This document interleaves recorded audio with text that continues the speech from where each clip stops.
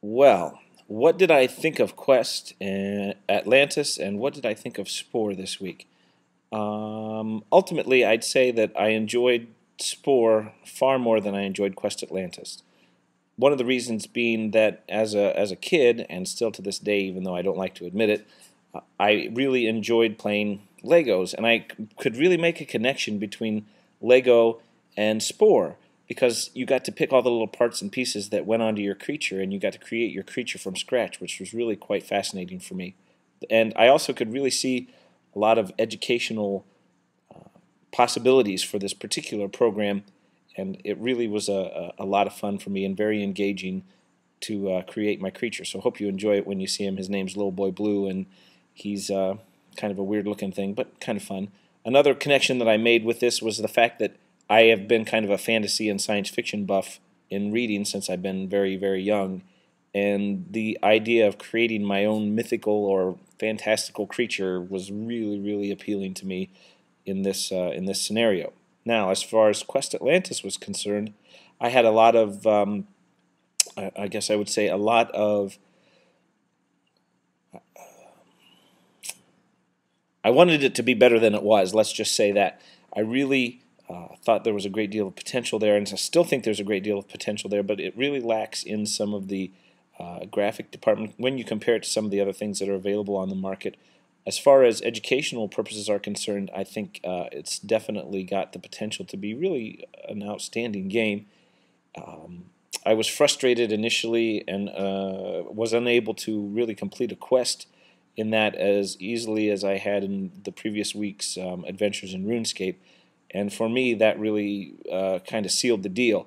If I'm a student or a young person that's wanting to play this game and I find the interface to be something of a frustration initially, then I'm probably going to be turned off by it and really not want to explore it any further.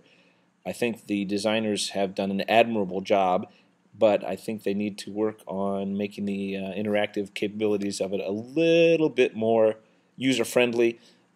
And hopefully, if they are able to continue working on this project, they'll be able to do some really outstanding things on it in the future, because I think it does have a great deal of potential that just hasn't been realized yet. Now, if I were going to create an educational video game, my career is as a music educator, and somebody already has a great idea out on the market called Rock Band or Guitar Hero. Unfortunately, with those particular pieces of gaming software, they don't teach the skills necessarily in a real-life scenario. The guitar player interface, the little guitar or Guitar Hero, doesn't really teach you anything about playing a real guitar. The game itself doesn't help you to develop note reading skills that would be necessary for playing an actual instrument. So I think what I would like to do, one of the ideas that has come to me in brainstorming this question, was create something like another instrument hero, like a trumpet hero, for example, or call it something related to that. Of course, Guitar Hero is kind of a cool name, but I could probably come up with something related to playing another instrument.